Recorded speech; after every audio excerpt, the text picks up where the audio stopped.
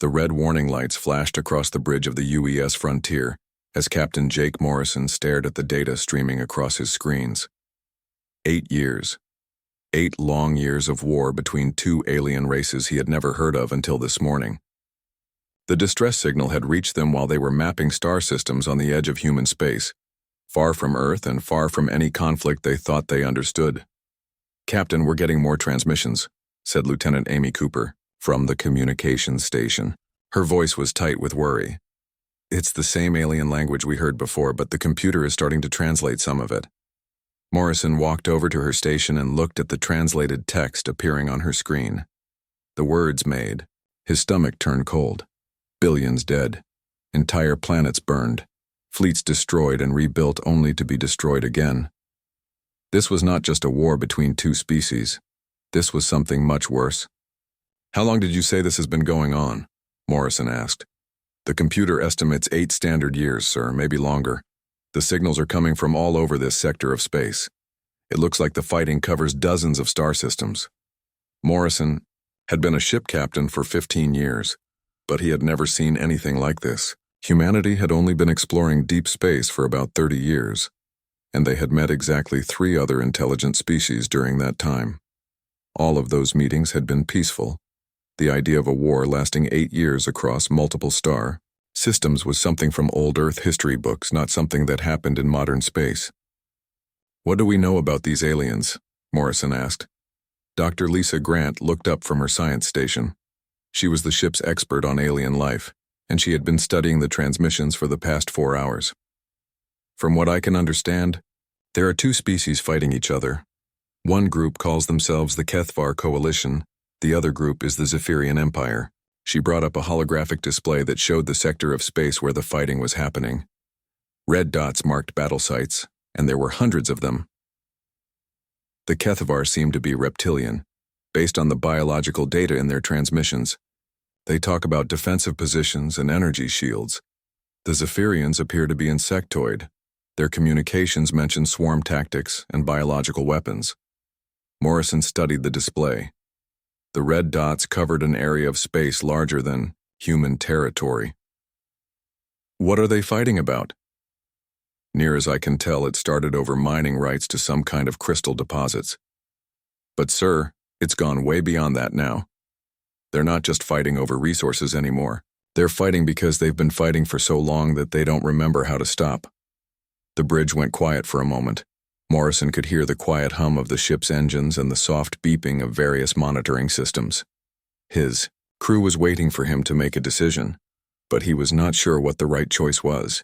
"Captain," Lieutenant Cooper said softly, "we're getting a direct transmission. It's addressed to any neutral parties in the area." Morrison nodded. "Put it through." The main screen flickered, and suddenly they were looking at an alien face. The creature had green-scaled skin and large yellow eyes that looked tired and desperate. When it spoke, the computer translated its words into English with a slight delay. "I am Commander Veltar of the Kethvar Defense Fleet. If there are any neutral ships receiving this transmission, we request immediate assistance. Our civilian populations are trapped on colonies throughout this sector. We cannot evacuate them because of ongoing Zephyrian attacks, but we also cannot protect them adequately. Millions of innocent beings will die if this war continues." The transmission ended, and the screen went back to showing stars and empty space. Morrison looked around at his crew. They were all staring at him, waiting to see what he would do. "Sir," Dr. Grant said quietly, "I've been analyzing the tactical data from both sides' transmissions. This war has reached a complete stalemate. Neither side can win, but neither side can afford to stop fighting." "What do you mean?" Morrison asked. "The Kethvar have superior defensive technology. Their energy shields can stop almost any attack, but they're not aggressive by nature. They build strong defensive positions and wait for their enemies to come to them. The Zephyrians have the opposite problem. They're natural attackers who use overwhelming numbers, but they can't break through Kethvar defenses." Morrison was starting to understand. So the Kethvar sit in their defensive positions and wait for attacks that never break through, and the Zephyrians keep attacking positions they can't capture. Exactly. Both sides are fighting the way their biology tells them to fight.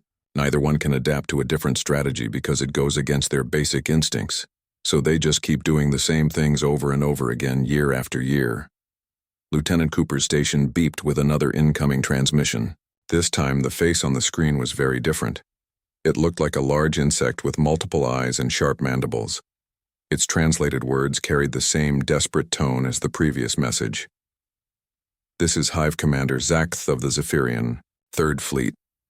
Any neutral vessels in this sector should know that the Kethvar Coalition is holding our rightful territory through illegal defensive tactics.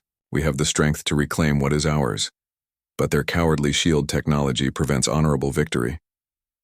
If any neutral parties can provide assistance in breaking their defensive positions, the Zephyrian Empire will consider favorable trade agreements.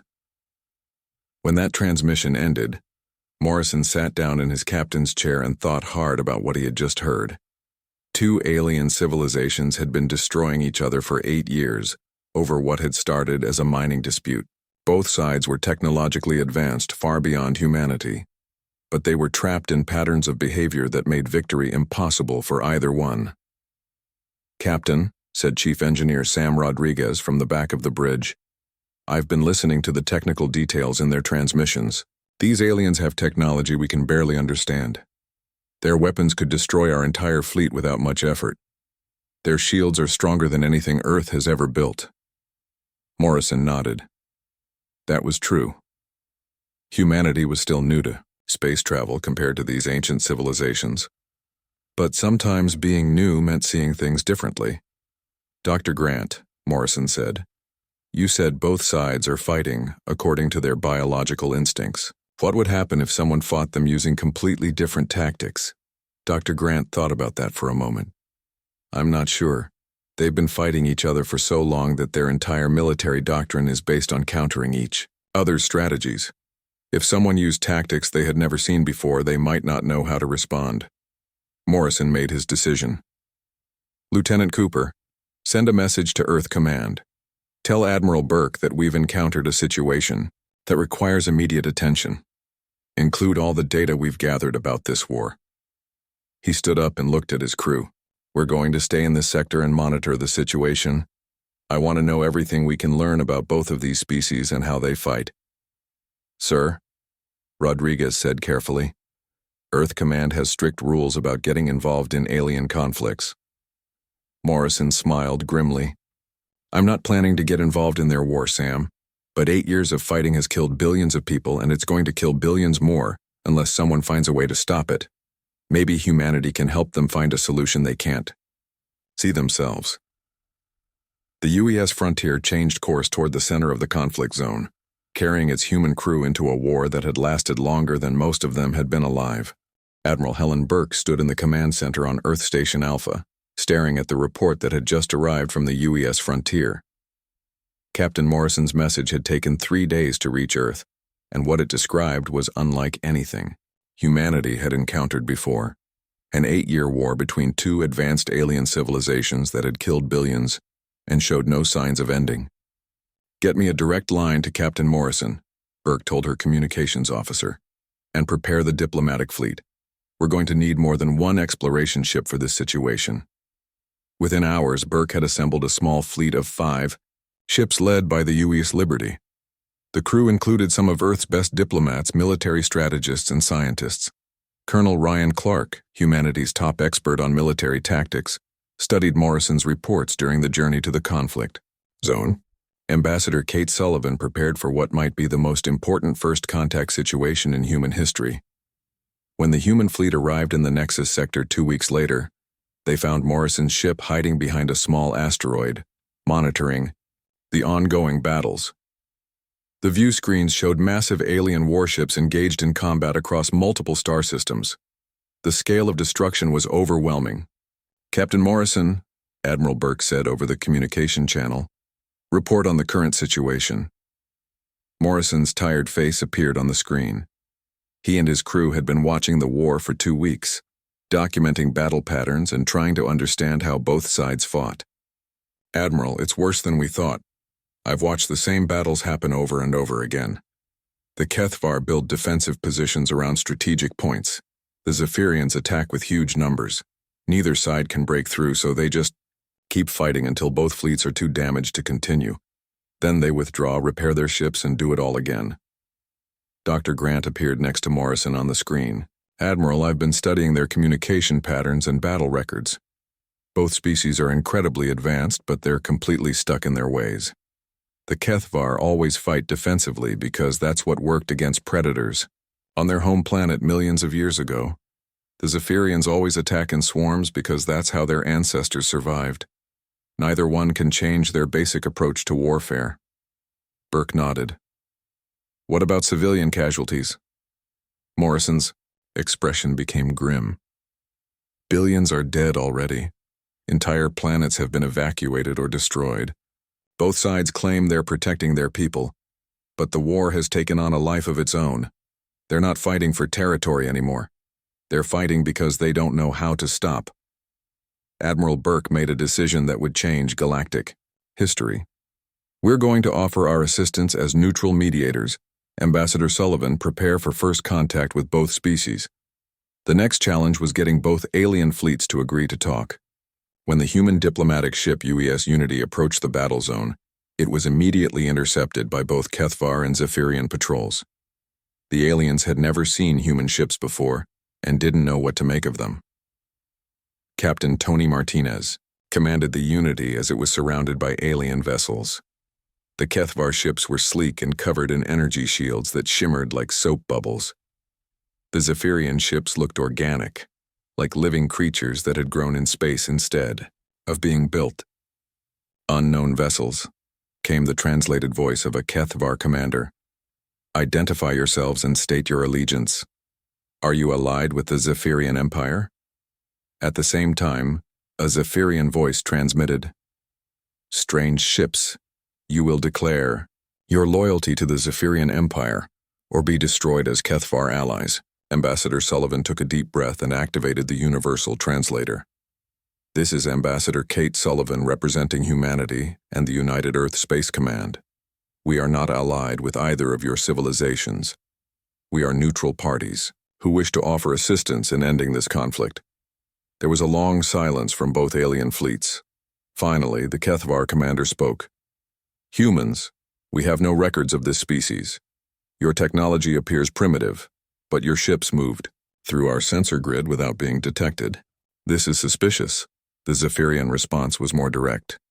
If you are not with us, you are against us. Prepare to be destroyed. Before the situation could escalate, Admiral Burke intervened with a message broadcast to both fleets simultaneously. We are explorers and diplomats, not warriors. We have observed your conflict for several weeks and believe we may be able to help both sides find a solution. We request a meeting with representatives from both civilizations. Colonel Clark had been studying the tactical patterns of both species during this exchange. He noticed something important. When the human ships appeared, both alien fleets had stopped fighting each other and focused on the unknown threat. For the first time in weeks, Kethvar and Zephyrian ships were not actively shooting at each other. Admiral, Clark said quietly, look at their formation patterns. The moment we showed up, they both shifted to deal with us. They're more curious than hostile, but they don't know how to categorize us. Dr. Lisa Hayes, the fleet's xenobiologist, was monitoring the alien communications. Their confusion is biological, she explained. The Kethvar are trying to determine if we're a threat they need to defend against. The Zephyrians are trying to decide if we're prey they should attack or predators they should avoid. Neither species has protocols for dealing with something that doesn't fit their evolutionary categories. Ambassador Sullivan seized the opportunity. We propose a three-way meeting on neutral ground. There is an abandoned space station in this sector that neither side controls.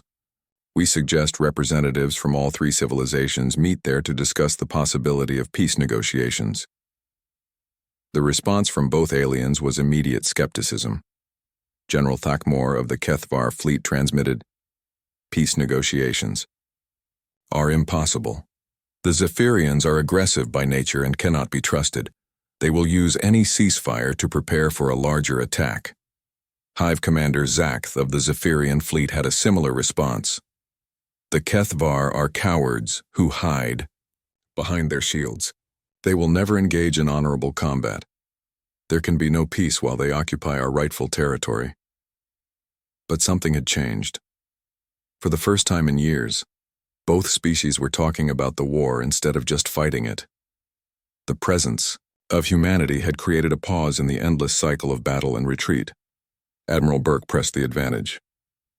We understand that both civilizations have valid concerns.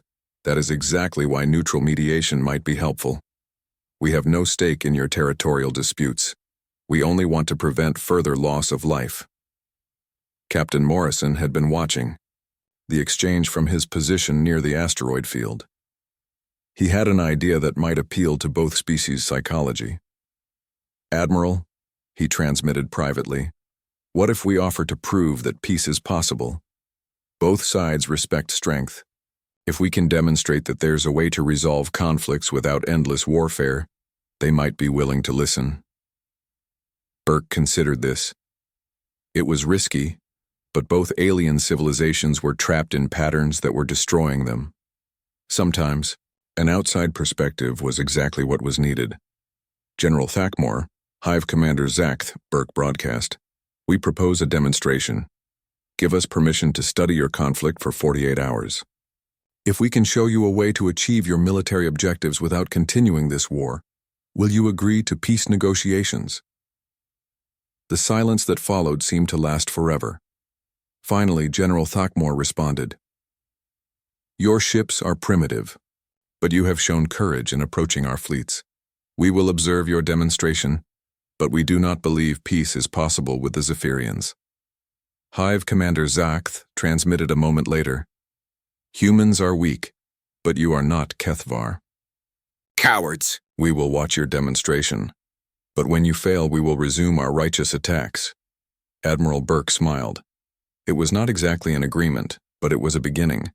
For the first time in 8 years, both sides had agreed to stop fighting, even if only temporarily. Colonel Clark was already working on plans for the demonstration. Dr. Hayes was analyzing the psychological profiles of both species. Ambassador Sullivan was preparing for the most important diplomatic meeting in human history. The war that had lasted 8 years was about to face its greatest challenge: human ingenuity and the willingness to think differently about impossible problems. The abandoned space station floated in the darkness between the two alien fleets like a metal island in an ocean of stars.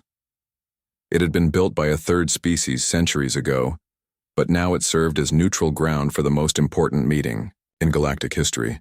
Admiral Burke watched through the viewport as shuttlecraft from all three civilizations approached the station's docking bays. "Remember," Burke told her team as they prepared to board their shuttle, "we're not just representing humanity today. We might be the key to ending 8 years of senseless killing." The meeting room inside the station was large and circular, with 3 sections of seating arranged so that no one group appeared more important than the others. General Thakmore arrived first, accompanied by 2 other Kethvar officers. The reptilian aliens moved slowly and carefully, their large yellow eyes constantly scanning for potential threats. Their scaled skin was dark green with lighter patterns, and they wore what appeared to be ceremonial armor covered in energy field generators. Hive Commander Zakth entered with a buzzing sound from his escort of Zephyrian warriors. The insectoid aliens were smaller than the Kethvar but more numerous. Their compound eyes reflected the station's lights like jewels, and their movements were quick and precise. They wore biological armor that seemed to be grown, rather than manufactured, with organic curves and surfaces that pulsed with their heartbeats. Admiral Burke, Ambassador Sullivan, and Colonel Clark represented humanity. They looked almost primitive compared to the advanced aliens, wearing simple uniforms and carrying basic equipment. But there was something in their confident manner that made both alien groups pay attention. "We thank both civilizations for agreeing to this meeting," Ambassador Sullivan began, speaking through the universal translator. "Humanity has observed your conflict and believes there may be solutions that neither side has considered." General Thakmore's voice was deep and measured. "Humans, your species is unknown to us and your technology appears centuries behind our own. What could you possibly understand about our strategic situation that we do not already know?" "Hive Commander." Zakth's response came as a series of clicks and buzzes that the translator converted to words. "The Kethvar speak truth for once. You are small and weak. Your ships have no powerful weapons or strong shields. How can you solve what we cannot? Colonel Clark had expected this reaction.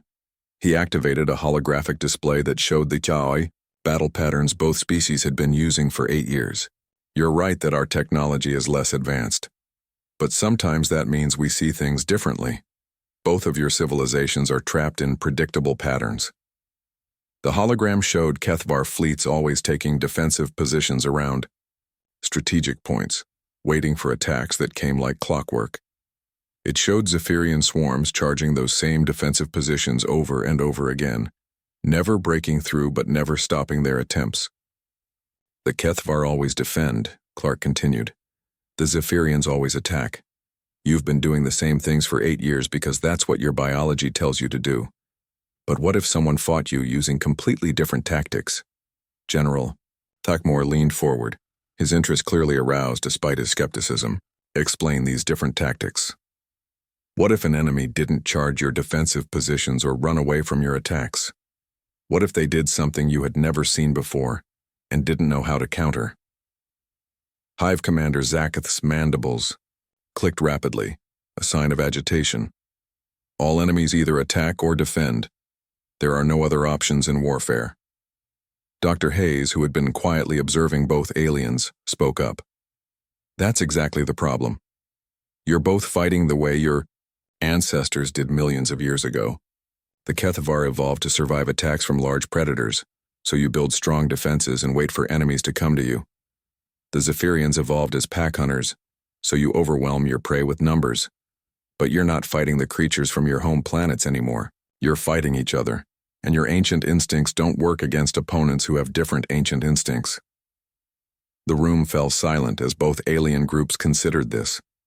It was clear that neither species had ever thought about their military tactics in biological terms. Admiral Burke decided it was time to make their proposal. We want to demonstrate that this war can be ended quickly using unconventional tactics. We propose that the human fleet will capture a strategic target that both of your civilizations have been fighting over for years. If we can do this within 6 hours using our primitive technology, will both sides agree to serious peace negotiations? Both alien commanders reacted with what could only be described as shocked amusement. General Thakmor's throat made a sound. That might have been laughter. Humans, you are either very brave or very foolish. What target do you propose to capture? Omega Station, Colonel Clark said simply. The reaction was immediate and dramatic. Both General Thakmor and Hive Commander Zakath stood up from their seats, their body language showing alarm and disbelief. Omega Station was the most heavily fortified outpost in the sector, a massive military installation that controlled access to the richest crystal mining systems. Both civilizations had been trying to capture it for 3 years, sending fleet after fleet to attack its defenses. Omega Station is impossible to capture, General Thakmor said, his voice filled with certainty. Its automated defense systems can destroy entire fleets. The Zephyrians have lost hundreds of ships trying to take it. We have tried siege tactics for months at a time without success. Hive Commander Zakath's response was even more emphatic. The station's shields are impenetrable. Its weapons can target 1,000 ships simultaneously. Even if your entire species attacked together, you could not capture Omega Station. Ambassador Sullivan smiled calmly. Then you have nothing to lose by letting us try. If we fail, you can resume your war with the knowledge that even neutral parties cannot find alternatives to your current strategies. If we succeed, both sides agreed to negotiate a permanent peace treaty. Colonel Clark added the crucial detail. We'll do it while both of your fleets are watching. You can position your ships to observe our attempt. If we somehow manage to capture Omega Station, you'll see exactly how we did it. The two alien commanders looked at each other across the room. For 8 years they had been enemies, but now they shared a common disbelief at human audacity. The idea that these primitive newcomers could accomplish what neither advanced civilization had managed was almost insulting. But there was something else in their expressions. Curiosity. Both species were intelligent enough to wonder what humans might try that they had not already attempted. General Thakmor spoke first.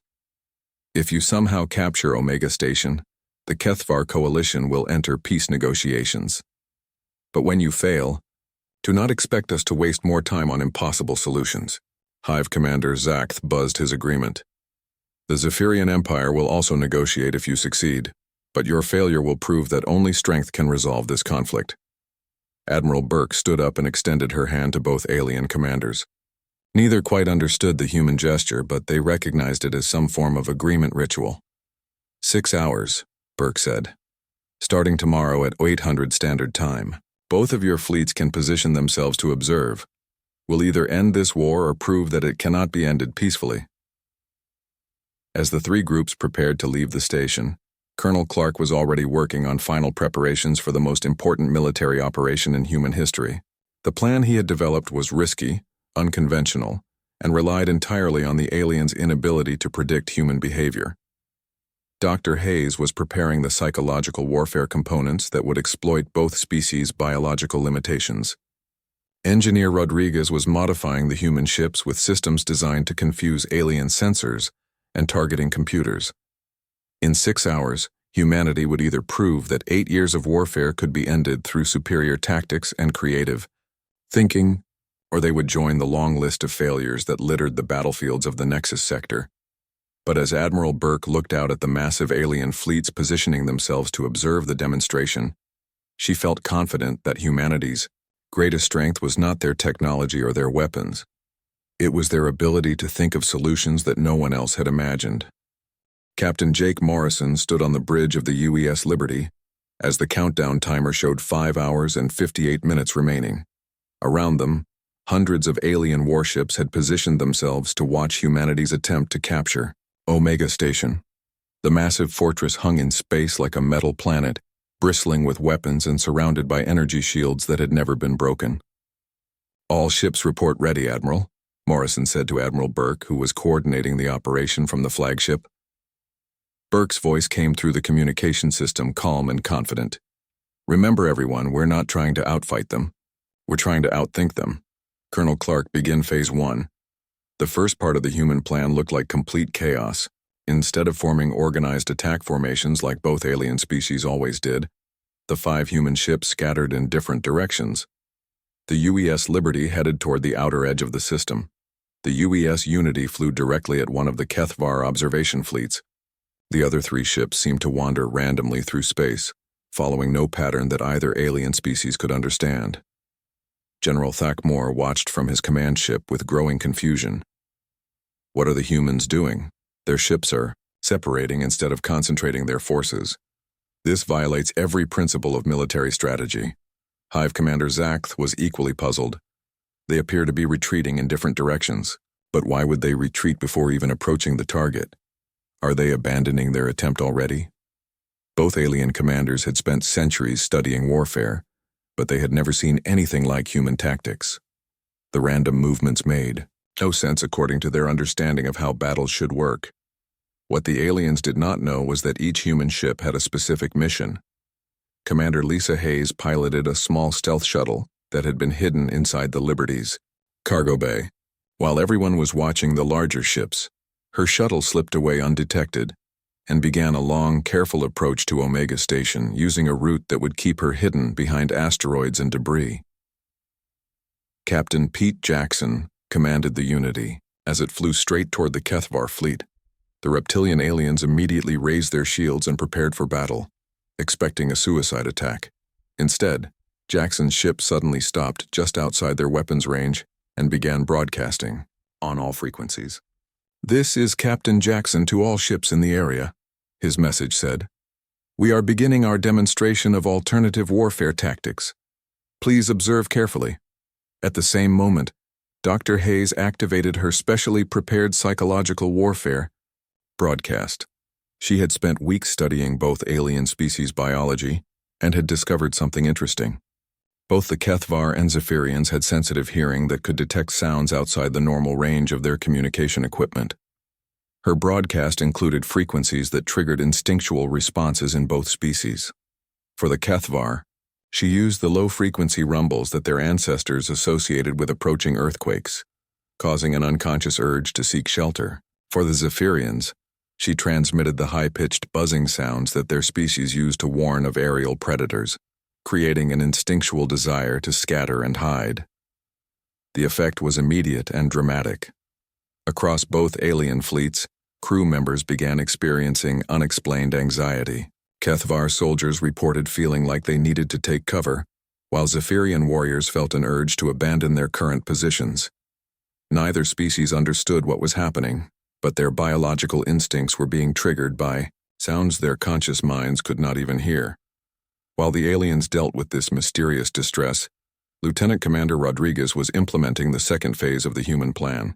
His engineering teams had developed a computer virus that was unlike anything either alien civilization had encountered before. Instead of trying to damage enemy systems, the virus simply provided false information. Rodriguez's teams launched small unmanned probes toward both alien fleets. The probes were designed to be captured by alien tractor beams or defense systems. When the aliens brought the probes aboard their ships to study them, the hidden viruses automatically uploaded into their computer networks. Within minutes, both fleets began receiving false sensor readings. HFY ships saw approaching Zephyrian attack formations that did not actually exist. Zephyrian vessels detected HFY defensive movements that were completely imaginary. Neither side realized they were seeing fake information, so they began responding to threats that were not real. "General," reported a HFY sensor operator, "the Zephyrian fleet is moving to attack position. They appear to be using the human demonstration as cover for a surprise assault." At the same time, a Zephyrian warrior was telling Hive Commander Zakth, "Commander, the HFY ships are forming defensive barriers. They are preparing to attack our observation positions." Both alien commanders faced a terrible choice. They had agreed to observe the human demonstration peacefully, but their sensors showed enemy fleets preparing for battle. Their military training told them to respond to the apparent threats, but doing so would break their agreement with humanity. General Thakmor made his decision first. "All ships, defensive positions. If the Zephyrians want to use this opportunity for treachery, we will be ready." Hive Commander Zakth reached the same conclusion. "Prepare for battle. The HFY think they can use human trickery to gain advantage. Show them they are wrong." Within minutes, both alien fleets were moving toward each other, abandoning their observation positions to engage in renewed combat. They had completely forgotten about watching the human demonstration as their ancient instincts took over. This was exactly what Colonel Clark had planned. While the two alien fleets were distracted fighting each other based on false information, the real human operation could begin. Commander Hayes's stealth shuttle had reached Omega Station undetected. The massive fortress was focused on the battle between the alien fleets and was not scanning for small, slowly moving objects. Hayes docked her shuttle at a maintenance port that the station's automated systems did not consider important enough to defend heavily. Instead of trying to fight the station's defenses, Hayes did something that neither alien species had ever attempted. She simply walked through the maintenance corridors to the station's central computer core and plugged in a small device that Rodriguez had designed. The device did not try to take control of the station's systems or disable its weapons. Instead, it sent out a simple surrender signal on all military frequencies, announcing that Omega Station was laying down its arms and requesting protection from any nearby neutral forces. At the same time, the device uploaded a new program into the station's defensive systems. The program did not shut down the weapons, but it did change their target identification protocols. Instead of defending the station against all attackers, the weapon systems now identified both HFY and Zephyrian ships as equally hostile threats. The effect was immediate and spectacular. Omega Station, which had been neutral in the conflict, suddenly began firing on both alien fleets with equal intensity. Its massive weapon systems, which had been designed to defend against any possible attack, now treated both sides as enemies. Captain Morrison watched from the Liberty as the situation spiraled completely out of control. Both alien fleets were fighting each other based on false sensor readings while being attacked by the station. They had both been trying to capture for 3 years. The entire battle zone had become chaos. "Admiral," Morrison reported, "Omega Station is now broadcasting surrender signals and requesting human protection. Commander Hayes reports that she has control of the station's essential systems. Admiral Burke smiled as she watched the tactical display. In less than 4 hours, humanity had accomplished something that neither advanced alien civilization had managed in 8 years of warfare. They had not captured Omega Station through superior firepower or better technology. They had captured it by making both alien fleets forget it existed. All human ships moved to defensive positions around Omega Station, Burke ordered. Broadcast our success to both alien fleets and request immediate ceasefire to discuss terms. The demonstration was not quite over, but humanity had already proven their point. Sometimes the most advanced solution was simply thinking about the problem in a completely different way. The silence in space was deafening. For the first time in 8 years, no weapons were firing in the Nexus sector. Both alien fleets floated motionless around Omega Station, their commanders trying to understand what had just happened. The massive fortress that had resisted every attack for 3 years now flew human flags and broadcast messages of surrender. Admiral Burke stood on the bridge of the UES Liberty, watching as the last echoes of battle faded from her sensors. Around them, hundreds of alien warships waited in confused formations, their crews struggling to comprehend how their 8-year war had been ended by 5 primitive human vessels in less than 6 hours. "Admiral," reported Captain Morrison, "we're receiving transmission requests from both fleet commanders. They want to know our terms for Omega Station's surrender." Burke had been expecting this moment. The demonstration was over, but now came the harder task of turning this victory into lasting peace. Put both commanders on screen simultaneously. It's time they started talking to each other instead of just fighting. The main display split to show General Takmor and Hive Commander Zakth, both looking stunned and somewhat embarrassed. Neither alien leader wanted to be the first to admit that humans had accomplished what their advanced civilizations could not. "Humans," General Takmor began slowly. "Your tactics were unlike anything in our military databases. How did you make our sensors report false information? How did you turn Omega Station's defenses against both our fleets?" Hive Commander Zakth buzzed with agitation. "Your technology appeared primitive, yet you manipulated our most advanced systems. Explain this deception." Admiral Burke chose her words carefully. "We didn't use deception. We used different thinking. Both of your species have been fighting the same way for so long that you couldn't imagine other approaches. You expected us to either attack the station directly or try to break through its defenses. Instead, we made the station want to surrender." Dr. Hayes stepped forward to provide the scientific explanation. "We studied your biological responses and discovered that both species react to certain sounds and situations in predictable ways. Your ancestors developed these responses millions of years ago, and they still affect how you think and fight today. We simply used that knowledge to create confusion while we completed our real mission." Colonel Clark activated a holographic display showing the battle from above. "Look at what happened. The moment you thought the other side was attacking, you both abandoned your observation positions and started fighting each other. You've been trapped in this pattern for 8 years. Attack, defend, retreat, repair, and attack again. Neither side could break the cycle because you're both responding to ancient instincts instead of adapting to new situations." The explanation hung in space between the two fleets like a bridge neither side wanted to cross. Both alien commanders were proud warriors who had dedicated their lives to military excellence. Being told that their strategies were guided by primitive, biological impulses was difficult to accept, but the evidence was undeniable. Omega Station now belonged to humanity, captured without destroying a single alien ship or firing a shot at the fortress itself. The humans had proven that 8 years of warfare had been unnecessary. General Thakmor was the first to respond. "If your analysis is correct, then both the Kethvar and Zephyrians have been fighting a war that neither side could win. Our defensive strategies were designed to counter direct attacks. Your indirect approach bypassed our strengths entirely." Hive Commander Zakth's mandibles clicked rapidly as he processed this information. "The Zephyrian Empire prides itself on overwhelming force and direct assault, but you captured our primary objective without using force at all.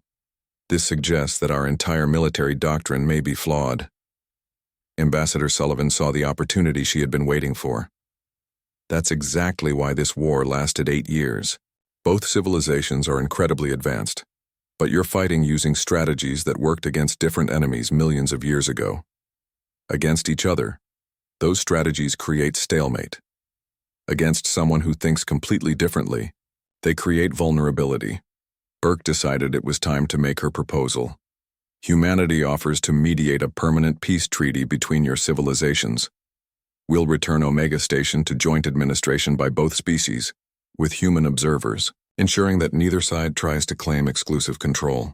In exchange, both civilizations agree to end hostilities and establish trade relationships. The response was immediate skepticism from both sides. General Thakmor spoke first. The Zephyrians cannot be trusted to honor peace agreements. Their aggressive nature makes them unsuitable for shared administration of strategic resources. Hive Commander Zakth had a similar objection.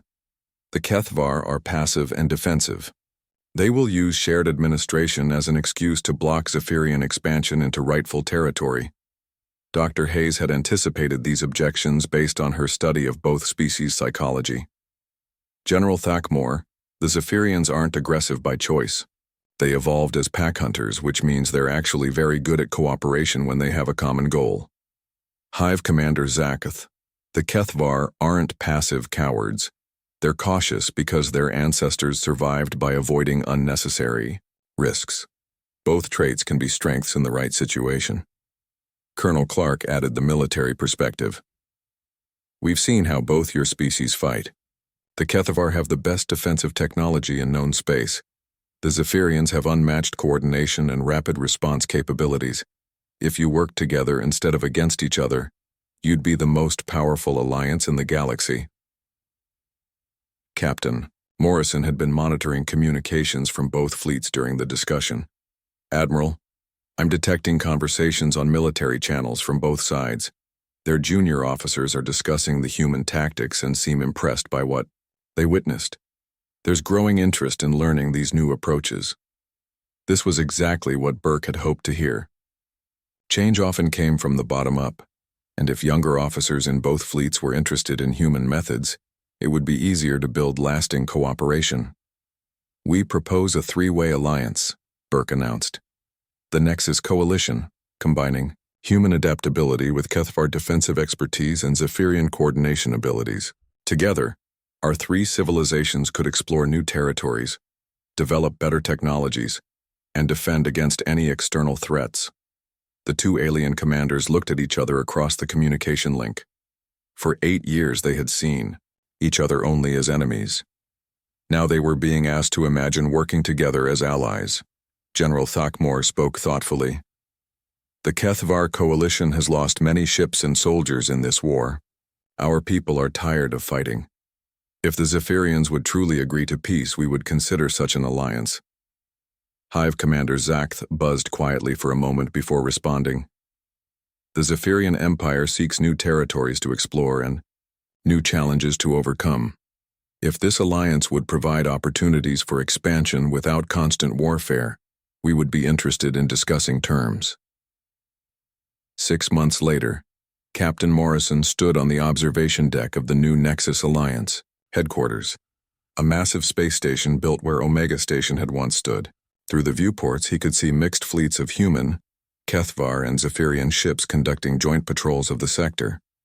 The transformation had been remarkable. Kethvar defensive technology combined with Zephyrian bioengineering had produced ships more advanced than anything previously imagined.